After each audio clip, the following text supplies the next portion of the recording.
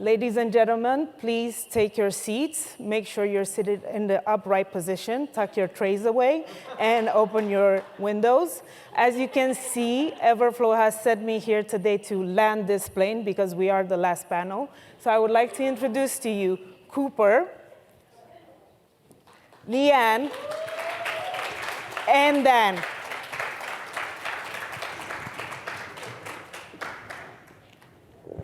And since my introduction was very short, I actually want to ask them if they could tell us what they do, what their company does, and a bit of how they got started into affiliate marketing. If we could start with Cooper and then go around robin. Great. Hi, Cooper Schwartz. I'm the head of new business and growth at Money Group. Money Group is a content marketing company that owns and operates a handful of digital brands, most notably Money.com, ConsumersAdvocate.org, and Dig.com. But we also run our own sub-affiliate network of publishers that we help monetize through a variety of different ways with an ARR of about 200 million. We're also one of the largest spenders in non-branded paid search in the US. And I got started in this industry about 10 years ago, working in the insurance space, in pet insurance, where I was a partner manager and learned the ropes about affiliate. I'm Leanna Klein. I work for Affiverse, which is a boutique outsourced performance management agency. We also do a lot of content around affiliate marketing. So we have a media portal, we do a podcast, and we also teach affiliate managers how to do their job better. So we are on a mission to help make affiliate marketing simple for the world. I got my start in affiliate marketing while I was working for a large fintech company, and they had started up an affiliate program. I was managing their operations, and I thought, that looks very exciting. I joined that team, and I fell in love with affiliate marketing. That was about 15 years ago. I've been doing it ever since. Good afternoon. I'm Dan Ziegler, Director of Partnerships for Joy Wallet, and we are a tech-driven performance marketing publisher. We exercise discretion in taking on hundreds of campaigns. We focus on fintech space, high-yield savings, credit card offers, direct-to-consumer service-based offers. I'm back in the affiliate space after a few-year hiatus.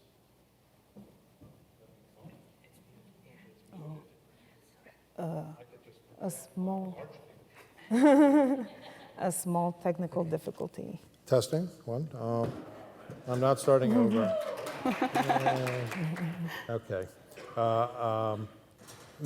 Maybe some of you heard, maybe some of you didn't. I've met most of you because I'm practicing my extroverted side instead of my introverted side. So I'm Dan Ziegler. I'm the Director of Partnerships for Joy Wallet. We're a performance-based publisher, media buyer. And I'm back in the affiliate space after many years out. I enjoyed a robust and diverse career and educational rotation over the course of almost 18 years, starting in email when I was a realtor. People knocked on my door and wanted to borrow some office space, and they were in the email business. And I fell in love with data.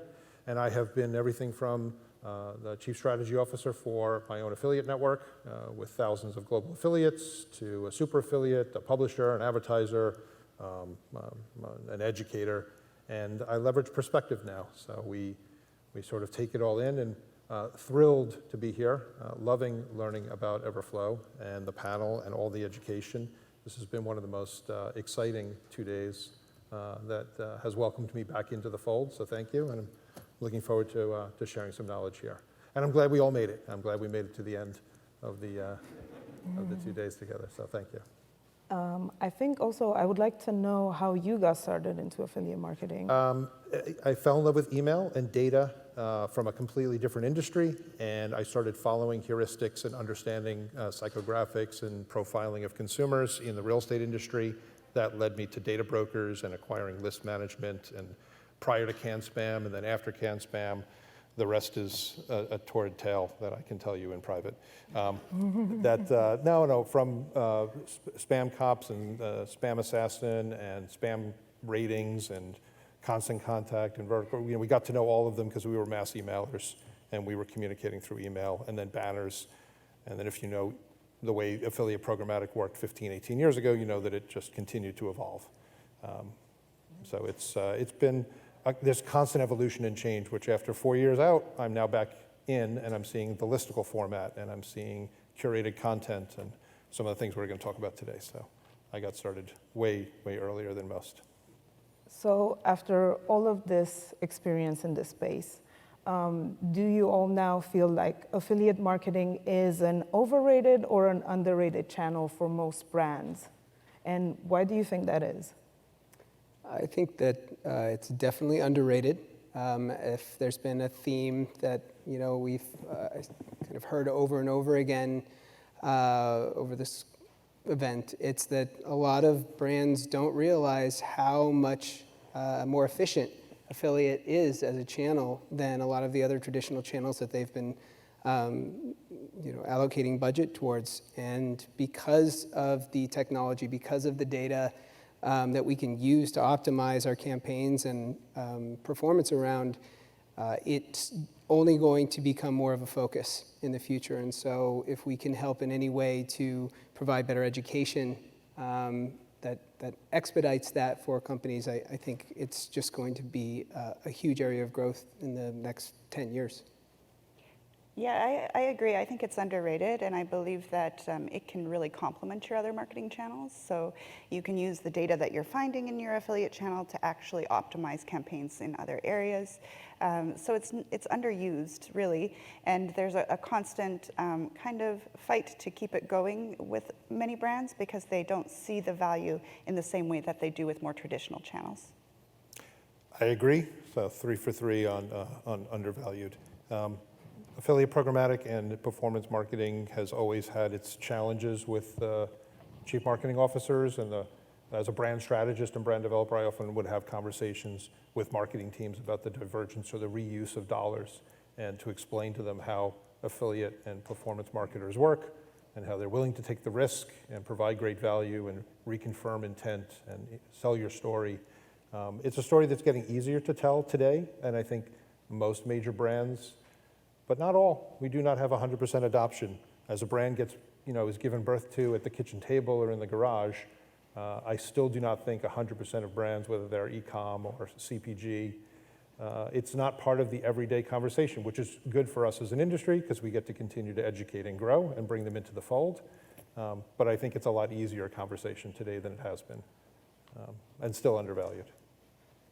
What we see mostly, for example, on the marketplace side and EF Match is we do get a lot of direct advertisers that don't have maybe the necessary in-house resources to dedicate to affiliate marketing.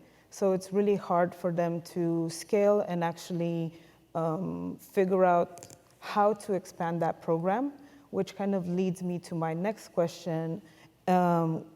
What do you consider green flags to look for when evaluating an affiliate program from a brand so that you know that at the end of the day you will be able to scale that program?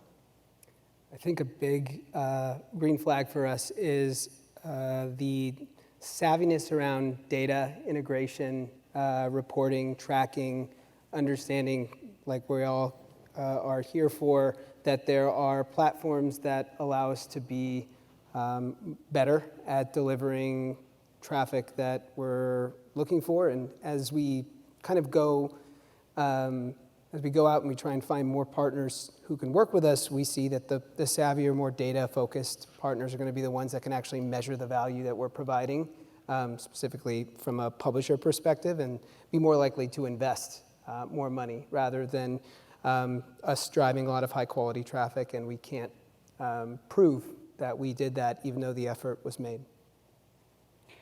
From an agency perspective, I think it's very important for brands to really understand their unique selling points, both of their product and of their affiliate program that they want to launch. Of course, we can help them to work that out as a part of their strategy. And I also think that a green flag is if a brand knows that they might have to invest first in order to make that money back. It's very difficult to launch an affiliate program on $0, although it is a performance marketing channel. You still need to put that investment to start the program up. I find that it takes anywhere from 9 months to a year for a program to really start to show a good positive ROI that can be seen in a positive light by others in higher up on the ladder when it comes to putting that investment in. So a green flag for us, and me in particular, is a willingness to listen. If you had subject matter expertise inside of your organization, you would be doing it. If your outreach is to a performance marketer or an affiliate-based program, and you want us to pay to play and wait 60, 70, 80 days, arbitraging attention and ultimately our own dollars, you have to be willing to listen and be receptive to our perspective that we bring to the table. And so we take a pragmatic approach. We set the table appropriately at the beginning of a conversation in order to manage expectations during the conversation.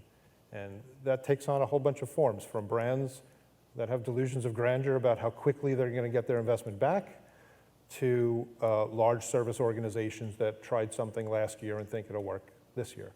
And so we want to take a measured approach. And if they're open and they're able to listen and provide feedback, but ultimately let the publisher drive the traffic and measure those results and provide feedback. Nothing is worse than silence, right? You reach out, you ask for results, you ask for feedback, and you hear crickets back because you've signed them up, and now there's no more dialogue. For us, it's crucial that we have ongoing dialogue, weekly in some respects, daily in other respects, but never more than 2 weeks. And if they're not willing to commit to that in the beginning of the relationship, that's not a green flag for us. Getting back to your question, that's a red flag for us. I think that there's kind of a piggyback on both those ideas of communication and willingness to test, which is also creativity. If I'm talking to someone who is dead set, I can do a 15% rev share and that's it to get the job done, and sorry, there's no more flexibility there. That is a red flag that we're not going to be able to potentially come up with some creative ways to incentivize us to provide more exposure. And so if someone's open to hybrid models or providing bonuses on tiers of volumes or finding out some creative ways and saying, let's figure it out just so that you're prioritizing our offer, that usually gives us hope that that's going to keep evolving over the course of the relationship, that makes sure that it keeps growing and it's not just a one-way win kind of relationship. Was it Robert that said you loved paying 10% of $10,000, you'll love paying 10% of $100,000? Do I have the quote correctly? I believe so. That resonated so deeply with me. Like, why would you turn off profit? Why would you turn off increase? Why are you telling me we're capped at making you more money at the same ratios? It confounds us. So I'm going to take that information, fold that into some of the initial dialogues and conversations about, we talk about scale and we talk about capabilities and we talk about where do you see this campaign 30, 60, 90 days from now as a litmus test in the beginning of the relationship. But if, and I'm going to add that question to my onboarding techniques, which is, if we were to scale and we set your cap at 10,000 or 20,000 or 30,000, protect downside, well, what if we went to 100,000? Would you be okay with that? And I'd be curious to see an advertiser that says, no, please don't make me $100,000 a week. There may be some, listen, cash flow, we know a lot about cash flow because we're self-funded, but when you get into the millions a week in rotational cash flow, it becomes a different problem to have, right? And so there might be an advertiser that says, let's slow it down so we can measure results, or there's a bake-out period. In some of our business, there's a high-yield savings as a bake-out period, so you have to wait, sometimes weeks. Credit cards, you have to wait till approvals. So, but I love the idea of scaling quickly and getting them to buy into that. Yeah. I'm curious also from Liana's side how she sees her advertisers coming in? Do they have this flexibility? Are they willing to incentivize their publishers? How is that conversation going for you since you are more on the agency side? Yeah, I mean, the risk appetite is different depending on the advertiser. And because we do work across multiple verticals from finance, SaaS programs, B2B, and I also work in the iGaming space, the risk appetite will be different per advertiser. For example, in the iGaming space, you likely wouldn't want to just scale very quickly because the value of the individual players may not be there with every single publisher that you're working with. So you might take a break between actually working with a publisher and waiting for that value to come in from those players. But when you're talking about a product that has a set price, I agree, there's no reason to stop a campaign that is going well. So it does really depend on the advertiser, what their risk appetite is and what their model is for their commission and what they're going to earn. So it's different per advertiser. Interesting. I will touch a bit on the same subject again, and I do want to ask you what would be the top 2 tips that an advertiser should keep in mind when they want to grow their affiliate program. I really like it when an advertiser comes to us and they say, this is how I see our product fitting in with your audience, with this content. I've identified these articles, or I have some ideas for you. And granted, we often come when we're pitching to the advertisers with the same kinds of ideas and questions, but when someone comes to me and they've done some of that initial thought and work that I can then go and be a steward on their behalf with editors, with other sales leaders or marketers in our organization, I can see that it streamlines our ability to work faster, to get somebody in content, or even be more creative about the ways that we bring them in. And so if somebody is going to give us some ideas right on the onset about what they like about our content, flattery does work a little bit, and alignment does work with some of the things that we're currently working on. Another tip I would say is just if you're coming in and you ask the right questions around what we see as material to our business, what is going to make you prioritize this as an advertiser? What is the enterprise value that needs to be created through this relationship in order for us to be at the top of your list and be brought on new opportunities that we're going to be launching or presenting to you? And so asking the right questions around what does, just like the same questions we might ask the advertiser, it's a two-way street. We need to understand if this is going to move the needle, or, hey, we're not doing much today, but this is what the runway looks like. This is, we're venture-backed or we're bootstrapped, and here's the ways that we can invest if things are going well. Paint the picture as much as you can for us to understand why we should give you a shot, why we want to get in early, why there are macroeconomic wins that are in our favor to work together. And that sometimes makes the difference from just passing by something that we don't quite necessarily see because we don't have perspective or purview into it. I always say that you should treat your partners like they are an extension of your marketing team. So you need to keep them informed about what's going on with your product, with your website, if you're having a sale, if your pricing is changing, if your flow to the cart is being updated. These are all things that they need to know because it will help them to optimize the campaign efficiently. And I think both Daniel and Cooper have touched on it, that it's important to actually have that back and forth conversation and communication going and keep that up. It should be regular, and even if that is not necessarily an individual phone call every week, but maybe a newsletter or an email that informs your partners of what you're doing, that will help you to scale your affiliate program, because not only are you focused on just bringing in new partners, which is very important, but it's treating those that you're already working with the value that they deserve. So you need to have you need to treat them as though they are a part of your marketing team and they're there to help you to drive those sales. Well said. Thank you. I have nothing to add. I don't believe that. Repeat the question for me one more time, just so I can frame it correctly. What would be the top 2 tips that advertisers should have in mind to scale their affiliate program?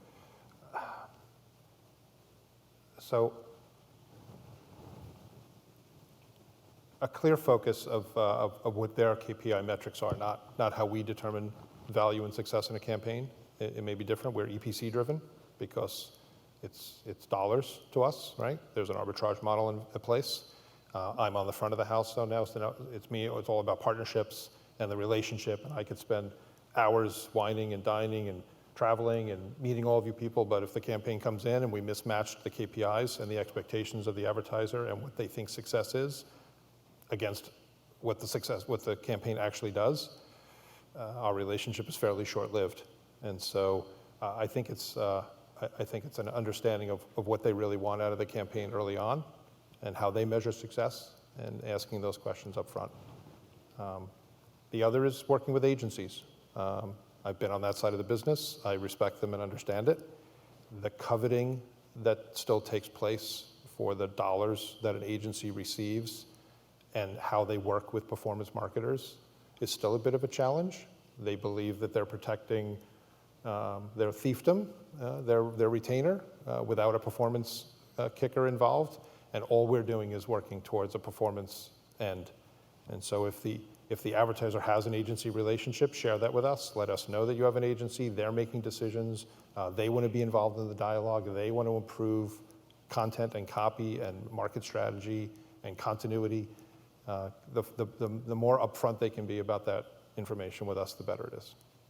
So that we don't buck heads with an agency who could have a 20-year relationship with the brand. We may speak to the brand about performance marketing, but I think it's about just leveling the playing field and having everybody know how they can make the brand succeed. Yeah, sometimes bringing them all on the same call I found is really helpful, just on the onset, getting everybody, the agency, and helping the agency understand that we're on the same team. Yeah, most of them don't. They don't, but because you're what right. you're doing is you're calling them out on a sense that, and I've been a brand owner that said, why didn't you think of that? Why didn't you think of that? And then nothing is worse than an agency of record feeling less than because they didn't think about how performance marketing could add to the value proposition. And then the advertiser starts thinking about the value that they're getting from their agency for branding and marketing versus the value they get from a performance advertiser or publisher. Our ROI is fairly easy to matriculate. There's more esoteric in some respects in the agency side. You know, what's the ROI on a trade show? What's the ROI on a billboard? What's the ROI on a branding exercise? It's a little bit different equation. I can make it very easy for an agency. I'll make you look like a hero if you have an open conversation with us. Yeah. Or I can crush you. I do agree. Working for an agency, I agree that if we are there to help the brand grow, we should be transparent, we should be open, we should be willing to try new things. And actually the relationships with the publishers, it's important for us to cultivate those, especially since I would want to work with you on multiple different brands. So I 100% agree with that statement. And to touch on that, it's the agencies of record that have multiple brands where they're doing the heavy lifting for you and they're going into the market and selling performance marketing as a viable channel into part of the marketing strategy, that they'll bring you back 15 clients. I mean, you only have to close one agency. So I loved dealing with agencies that were open-minded. It's the ones that were, getting hundreds of thousands of dollars in retainers and were staying in a more traditional vein that I'm referring to, of course, not yours. He's trying to pick a fight with me. Of course. I think I agree with all of you because this is something we also see. Transparency goes a long way. Communication goes a long way. And the same with the tech stack and understanding your KPIs. We do see that affiliate programs that have that in place are really successful. So now that we have talked about rights, we can also talk about wrongs. what are some of the biggest mistakes that you have seen so far in affiliate programs? If you put someone in charge of your affiliate program and you do not give them enough decision-making abilities to move quickly when they have the opportunity, I've seen a lot of missed opportunities because someone didn't feel empowered to make a decision or didn't feel like they could go up above and be creative about the way that a partnership could be structured or pricing could be changed. And so I think it's important to make those who are managing your affiliate empowered to make decisions.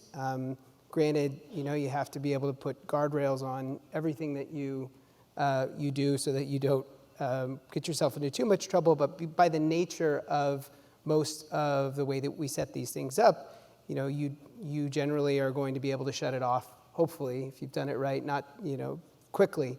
But sometimes for us, it's just getting the partnership in place. That's all you really need to do to start getting the data flowing back and forth, and then have that just idea that we'll adjust accordingly to performance or based on our feedback loop. And so make sure that that person can make those decisions early and often. And also when they're connecting, you've got somebody who's in a position of influence on the affiliate side, and you're matching them on a day-to-day type of contact with someone on your end.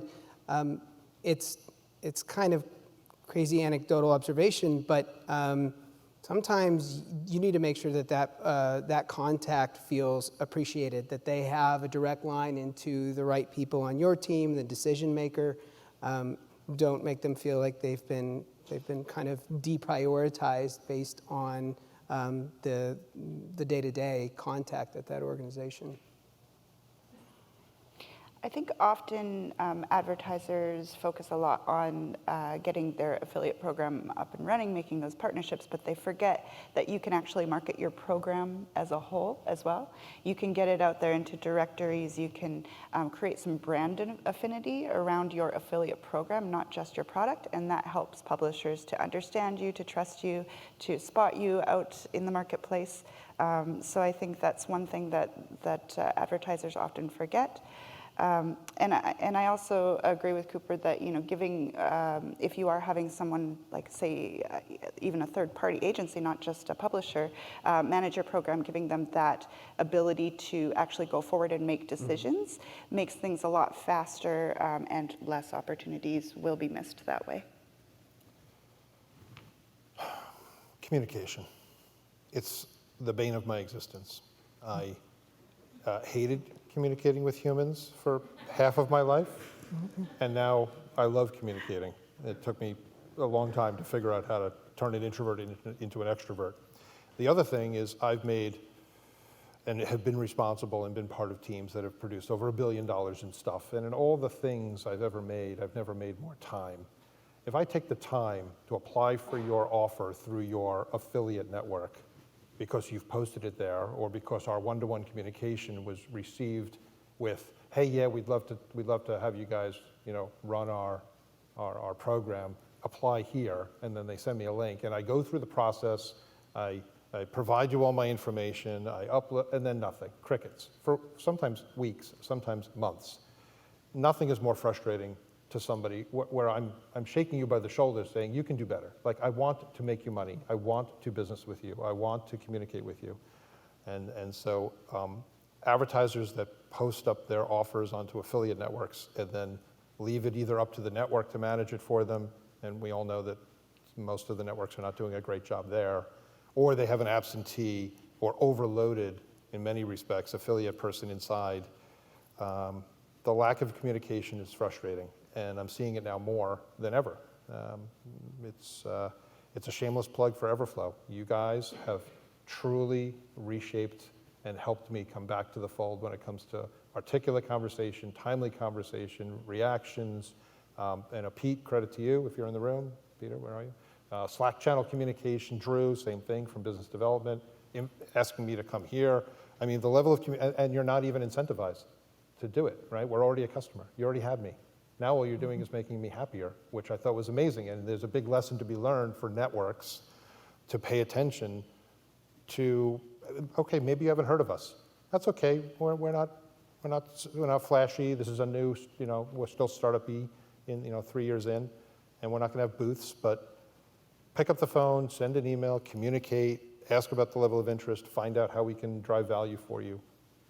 I've probably applied to no less than 50 offers across the financial sector with zero response, zero. And I think that's the number one challenge.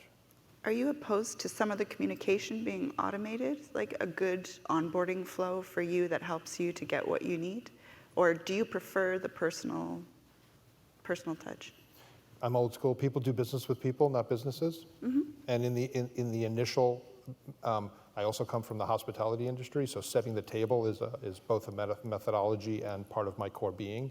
And so I want to have at least a first conversation so I can speak to you, see you on camera, get to know, ask those KPI questions, ask those key metrics. What are you really looking for? What worked, what didn't work? And we can do that in 15 minutes. I can get to, I can land the plane, metaphorically, as quickly as anybody when necessary. Mm-hmm. It's the lack of communication that bothers me the most. Like, we applied, we followed your, and you can't get them via email. You try and, you circumvent the conversation a little bit. You try and get to them through LinkedIn. What did you even apply for? Why did you put your offer even up on the network for the first place if you didn't want to attract people like us? Make it private. And that's all I have to say about the challenges in some respects with affiliate programs. You bring up for me as a subset of the communication expectation setting. Just like really understanding, like for our bane of existence is legal onboarding and being very forthcoming about what, and understanding what your hurdles are going to be from a legal perspective, and empowering information to those who are actually, even though your legal team might be the one who's reviewing it, helping someone understand and be able to communicate to the legal team what is trying to be achieved by the partnership. And a good story is something that I'm always trying to impart on my team in order to get business done, because sometimes people just pass the legal agreement without any context, and everyone gets up in arms about exclusivity or protections, and the deal gets lost. And so I think for people to set expectations around timing, around what's important to the company and why, if they don't do that, they don't take that little extra step, sometimes someone will just not bother with it, especially as you get into larger organizations that have very bureaucratic paths. Yeah. Speed to market is important. And when we all understand legal, when I tell you, we're on a 5 to 7 day rotation. If you can pass IAB rules of engagement, sign the IO, and we'll get started with a test that may last 2 30-minute segments in our top performing day parts and listicles. Why are you going to take 5 weeks to run red lines through legal? Why would you do that? Just accept IAB rules, come on board. It's our dollar, it's our time, it's our energy, it's our media, it's our ops, it's your approved copy, and we go. Speed, right? Get into market. If we start to scale, we see success, great. If we fail, well, what did we really spend? But they will, no, we have to redline this, send it to 6 different legal departments, have everybody look at it. It's a different, we can't stop them from doing it that way, but we understand that it's not efficient. And the opportunity may pass you by. And in some respects, opportunity does. The market is very fickle when it comes to certain campaigns, correct? That is true. Timing is very important. Seasonality always plays a factor. Yep. So the sooner the better. Yep. And speaking of timing, we are getting close to the end of this panel. So I would like to open it up to the audience for questions, if they have any.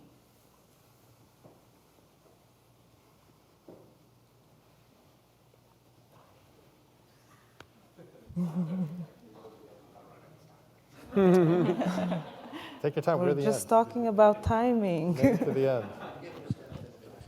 So, affiliate's been around for a long time now. How do you feel that it's really changed in the last couple of years? Is is it still just figuring out the new traffic source, or is it like fundamentally different? Who'd you direct the question to? I'll take it in 2 seconds. So so first of all, leveraging perspective requires distance, right? I use a football analogy. You guys are all quarterbacks and receivers and playing your own games. I went up to the Skybox for 4 years with a free chicken wing and beer. I got to watch different fields at play, and so I can leverage perspective because I stepped away for 4 years. And I came back, and programmatic media buying, paid, non-branded paid search, and the ability to use, quantitative analysis and listicle form. It's a new language for me. It's a new opportunity for me to learn things all over again. So I think the world is always adapting, and I think we're leaders in this industry. And I'm thrilled for the future of the industry. I can't begin to tell you where it's going to go with AI. I understand its benefit, and if you can all take advantage of it, great. And if it's a nuisance and a bother, so be it. I was at FinTech Nexus, and they're trying very quickly to get the government to pay attention. I don't know whether we agree or disagree, but a senior citizen should never be duped by an AI that's so great that it convinces them to sign up for an offer for something that they might have been taken advantage of. And so I think that's where the protection, and that's where the newness is, that's where the loopholes and sort of the black hat world is going to put some pressure on us to maintain more white label, a little bit more regulation and restraint.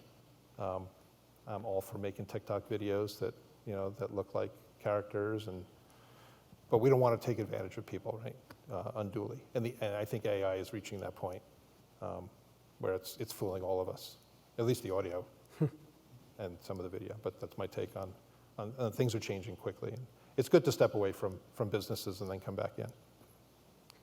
In our business, we have these pillars within paid search and organic and publisher, and the rising costs in paid search due to inflation and other macroeconomic factors is forcing innovation into other channels. People are saying, no thanks, I don't want to pay 10% more year over year just because of added competition in the space. And so I think things like inflation, things like more companies with the same acquisition strategy or even offer coming in and battling each other is creating a type of climate where people are more open to testing other things. And also, Google, to the AI point, Google's saying, now if you really want to buy media with us, well, you have to upload as much data as possible and have as much automation into your feedback from advertisers. And so for our company, we don't even really work with companies unless they have a certain level of data integration that would allow us to be as effective, because we've totally shifted our media buying strategy around what Google wants. And so that's just another way that we're forcing, even from our position, the industry to adapt in a certain way.